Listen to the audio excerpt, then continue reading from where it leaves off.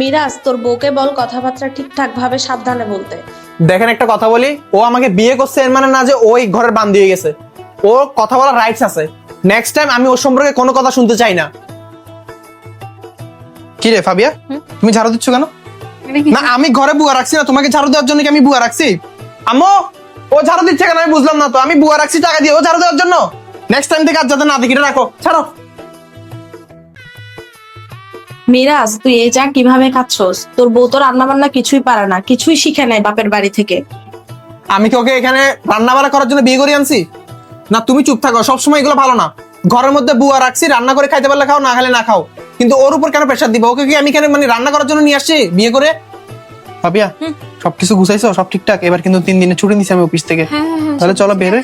এত বউ পাগল হইলে তো হবে না, একটু ঘরের দিকেও তো খেয়াল রাখতে হবে, তাই না? ও আমার জন্য সবকিছু ছাড়ে আসছে, আমি ওর কেয়ার না নেই মানে অন্য কিছু করব? ওর খুশিটাই তো মেন, তাই না?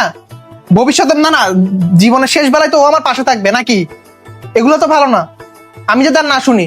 চলো।